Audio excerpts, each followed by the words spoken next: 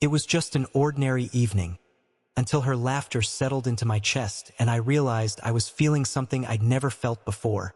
The evening didn't arrive with any sense of importance. It slipped in quietly, the way most ordinary moments do, unnoticed until they're already unfolding.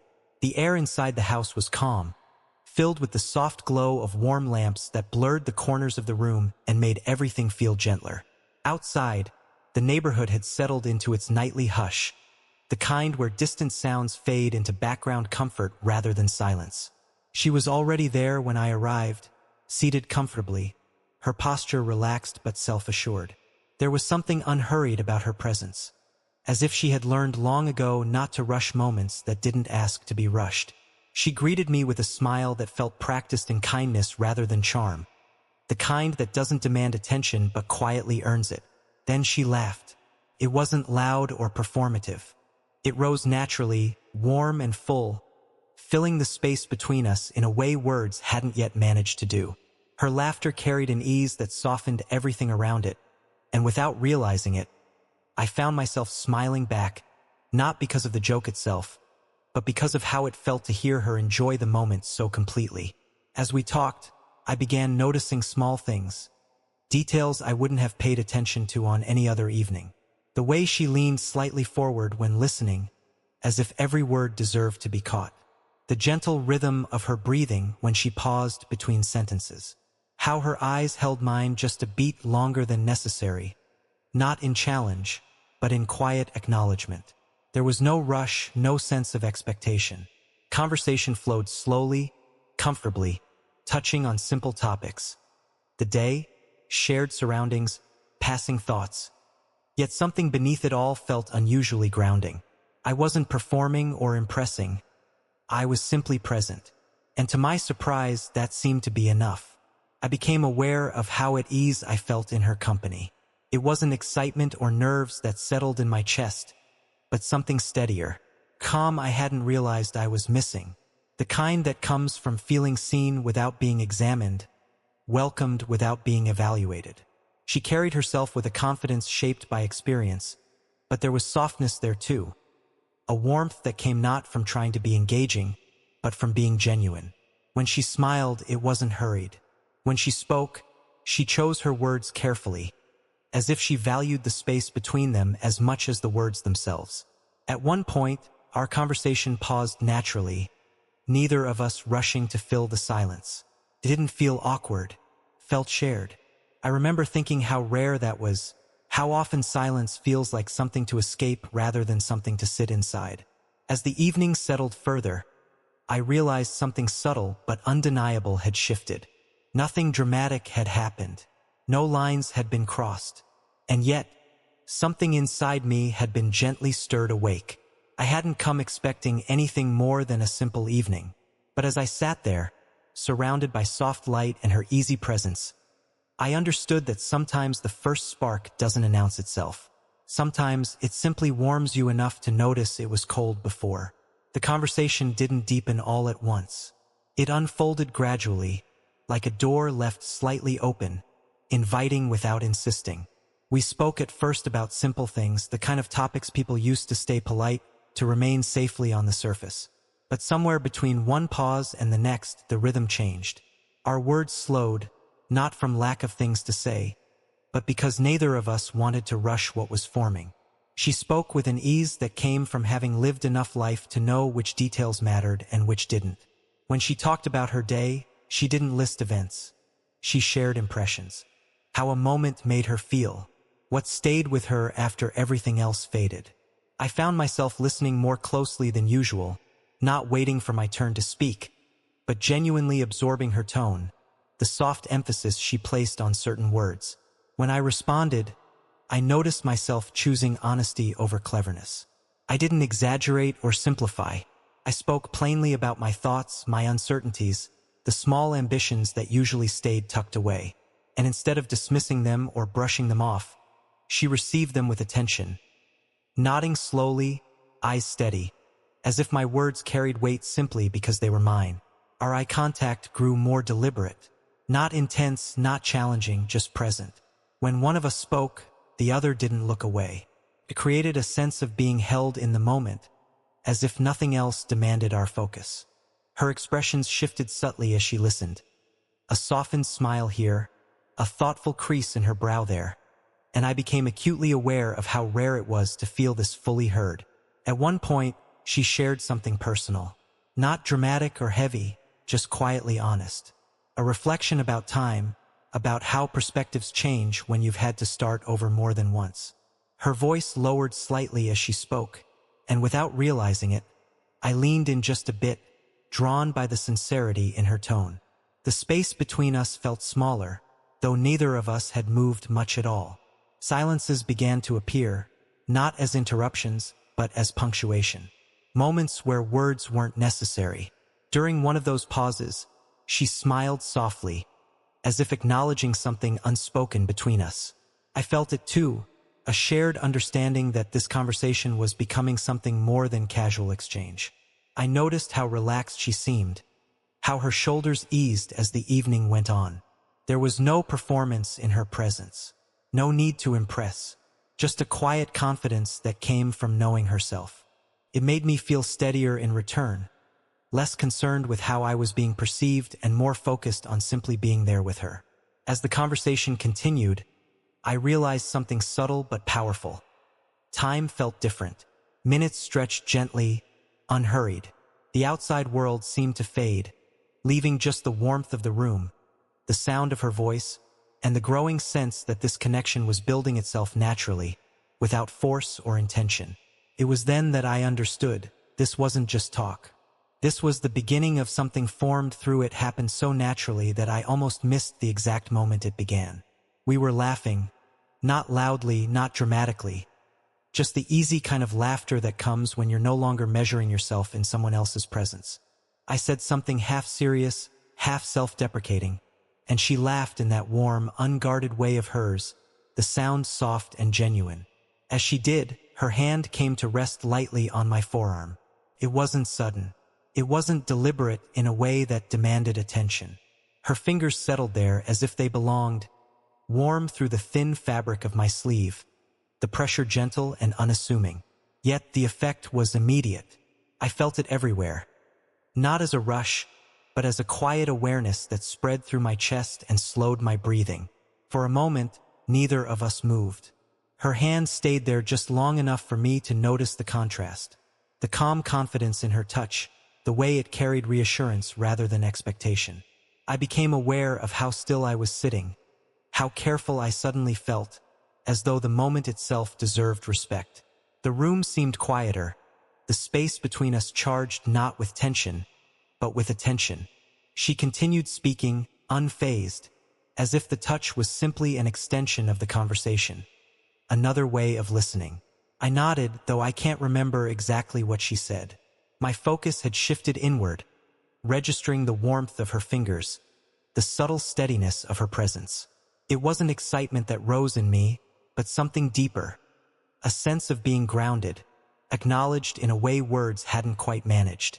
When her hand finally withdrew, it did so slowly, without urgency. The absence of it lingered longer than the touch itself. I felt a faint echo of warmth where her fingers had been, as if my body was reluctant to let go of the moment just yet. I glanced at her, unsure if she realized the effect she'd had. Her expression was calm, open, but her eyes held a softness that hadn't been there before. When they met mine, she didn't look away. Instead, she offered a small, knowing smile, not playful, not suggestive, simply aware. That was when it struck me. This wasn't about attraction in the way I'd always understood it. There was no urgency, no hunger. What I felt was recognition, the kind that settles in quietly and changes the temperature of a room without announcing itself. I shifted slightly closer without fully realizing I'd done it. Our knees didn't touch, but the distance between us had narrowed. She didn't pull back. She didn't move forward either. She simply stayed present, composed, allowing the closeness to exist without defining it. Inside, I felt a gentle conflict stir. A part of me wanted to analyze the moment, to question its meaning. Another part, the quieter, more honest one, wanted to simply remain in it, to accept the warmth for what it was, without labeling it or rushing it forward. That first touch didn't cross a boundary. It revealed one, the delicate line where comfort begins to feel like connection. And as the evening continued, I knew, without needing to say it aloud, that something had shifted. Not loudly, not dramatically, just enough to change the way I felt sitting beside her, aware now that closeness could speak in the softest of ways. The room felt different after that, not heavier, just more still, as if the air itself had decided to listen. Our conversation slowed again, settling into a softer rhythm, one shaped less by curiosity and more by trust. The light from the lamps cast gentle shadows along the walls, and for the first time that evening, neither of us seemed in a hurry to fill the space with words. She was the one who broke the silence, her voice lower now, thoughtful. "There's something about evenings like this," she said, almost to herself. "They make you honest." I didn't interrupt. I stayed still, attentive, giving her the kind of quiet that invites truth rather than demands it. She spoke about loneliness, not as a complaint but as an observation. How confidence can sometimes be mistaken for completeness. How laughter can be both a bridge and a shield. Her words were measured, careful, as if she'd learned over time which pieces of herself were safest to share and which required gentler handling. As she talked, I noticed the smallest changes in her posture. Her shoulders softened. Her hands rested loosely in her lap. The woman who had carried the evening with ease now allowed herself to be unguarded. Just a little. It made something in my chest tighten. Not with worry, but with a quiet sense of responsibility. I shifted closer without thinking, our shoulders brushing lightly. The contact was subtle, almost accidental, but it stayed. Neither of us pulled away. I could feel the warmth through the fabric of her sleeve, steady and reassuring. It wasn't a dramatic gesture. It was simply presence, offered without condition. When I finally spoke, my voice surprised me with how calm it sounded. I didn't offer solutions or reassurance wrapped in cliches. I just acknowledged her words, told her I understood more than she might expect. That sometimes feeling strong all the time is its own kind of exhaustion. She looked at me then, really looked at me, and something softened in her eyes. Gratitude, maybe, or relief. The kind that comes from realizing you don't have to explain yourself completely to be understood. For a moment, neither of us spoke. The silence wasn't empty. It was full of shared breath, of unspoken thoughts, of the simple comfort of sitting close to someone who wasn't asking for more than you could give. I became aware of how naturally our bodies had aligned, angled toward each other, as if drawn together by something quieter than intention. She let out a small breath, almost a sigh, and smiled. Not the bright, social smile from earlier, but something gentler, something real. Her hand rested near mine on the cushion between us, close enough that I could feel the heat of her skin without touching. That nearness carried its own kind of intimacy, one rooted in restraint rather than desire. Inside, I felt a shift. The tension I'd been carrying, the uncertainty, the questions eased slightly. What replaced it wasn't clarity, but acceptance. A sense that whatever this was becoming, it was being built on honesty, not impulse. That was when I understood something important. Vulnerability doesn't always arrive in dramatic confessions or emotional breaking points. Sometimes it shows up quietly, in lowered voices, in shared silences, in the decision to stay present rather than retreat. As the evening stretched on, a quiet awareness settled between us. The kind that doesn't demand attention but refuses to be ignored. Nothing had changed outwardly. We were still sitting close, still speaking softly, still sharing the same calm space. And yet, beneath it all, something waited. A question neither of us had voiced, but both of us seemed to feel. I became more conscious of myself then, of how I was sitting, of the distance or lack of it between us. A part of me wanted to stay exactly where we were, suspended in this careful balance. Another part began to whisper doubts, not about her but about everything surrounding us. What it might look like to someone else. What assumptions would be made. What lines existed not because they were wrong to cross, but because crossing them required courage. She seemed to sense the shift before I said anything. Her posture changed subtly, not pulling away, not leaning in, just adjusting, giving the moment room to breathe. It was an act of quiet respect, and it only made my thoughts louder. I glanced at her, catching her watching me with an expression I couldn't immediately name. There was no pressure in her eyes, no expectation, just awareness, as if she understood the conflict forming behind my silence and had chosen patience over reassurance. I cleared my throat, then stopped. Words felt unnecessary, maybe even disruptive. Instead, I let the quiet speak. I let myself sit with the hesitation rather than run from it. My hands rested loosely in my lap, but I noticed how close hers were. Near enough that a single movement could bridge the gap, yet distant enough to keep everything unspoken. She broke the silence gently. "Sometimes," she said, "it's okay not to know where something is going right away." Her voice was calm, steady, not guiding, not persuading, just offering permission. I nodded, feeling the tension in my chest ease slightly. It wasn't the age difference itself that weighed on me. It was the meaning people attach to it, the stories they tell, the assumptions they make. Sitting there with her, none of that felt present. What existed between us was real, grounded, and unexpectedly tender. She reached out then, slowly, and adjusted the collar of my shirt. A small, almost instinctive gesture. Her fingers brushed my neck briefly, warm and light, before she withdrew her hand. The touch carried no claim. It felt more like care than desire, and it stirred something deep and quiet inside me. I met her gaze again, and this time I didn't look away. Whatever question hung between us didn't need answering yet. What mattered was the mutual understanding forming in its place, that neither of us was here to rush, to use, or to define something prematurely. Inside, I felt the shift clearly. The hesitation was still there, but it no longer felt like fear. It felt like respect for her, for myself, and for the space we were allowing this connection to occupy. The unspoken question remained unanswered, but for the first time that evening, I realized that not every question needs words right away. Some are meant to be held gently, allowed to breathe, until the answer by the time I spoke.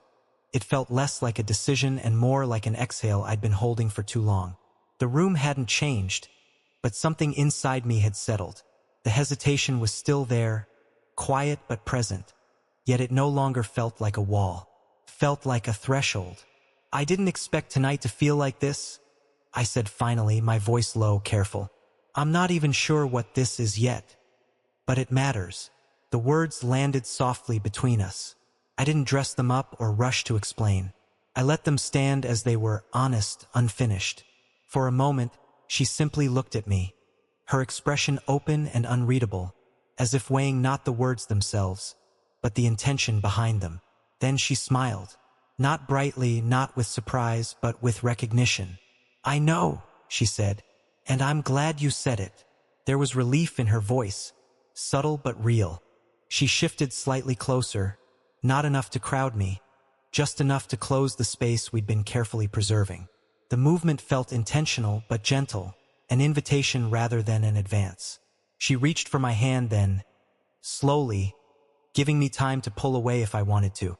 Her fingers wrapped around mine, warm and steady. The contact grounded me instantly. Her grip wasn't tight. It didn't need to be. It carried reassurance, a quiet promise that whatever this was, it would be handled with care.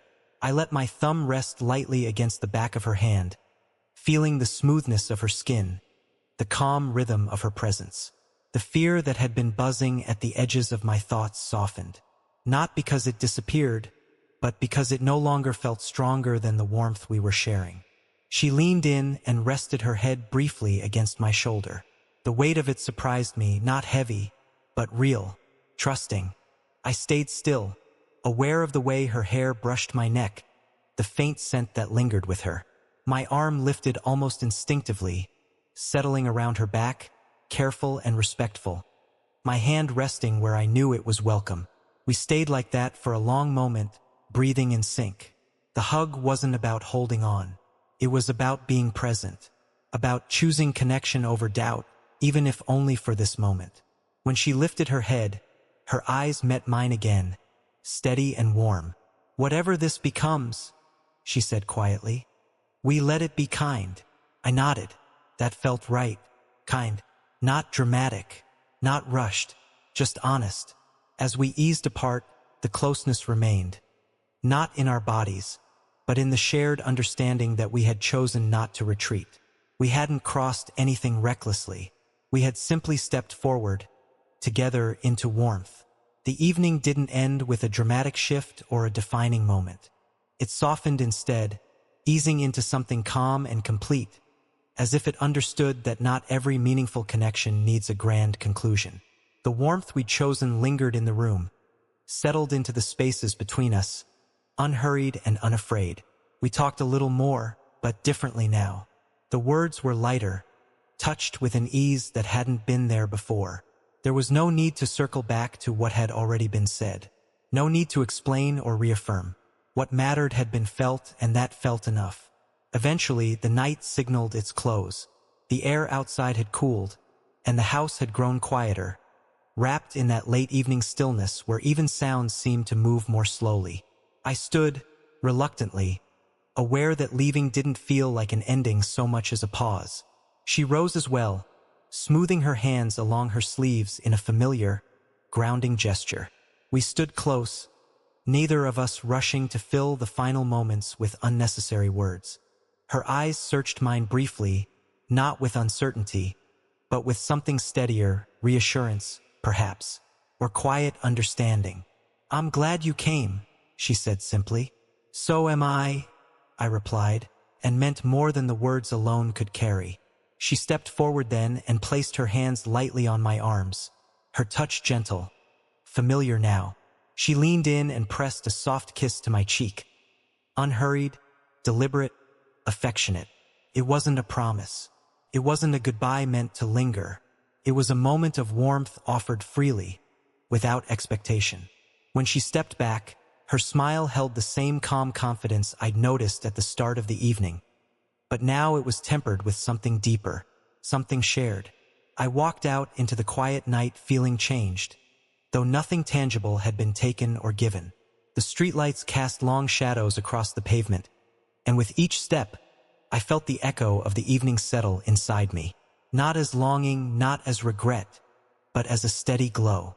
I realized then that the fire she'd kindled wasn't the kind that burns fast and consumes. It was quieter, slower, built from laughter that lingered, from warmth that didn't rush, from the rare comfort of being seen and accepted without needing to perform. Whatever came next, whether paths crossed again soon or much later, felt less important than what had already happened. The connection had existed, it had been real, and it had left its mark in the gentlest way. As I reached my door and paused, I found myself smiling, not because I was chasing something ahead, but because I was carrying something with me. A quiet certainty that connection doesn't always announce itself loudly. If this story made you feel something, if you've ever experienced a quiet connection that stayed with you, take a moment to like the video. Subscribe for more slow burn, emotionally rich stories like this, and share your thoughts in the comments. Your support helps these stories reach others who are looking for something real, warm, and human.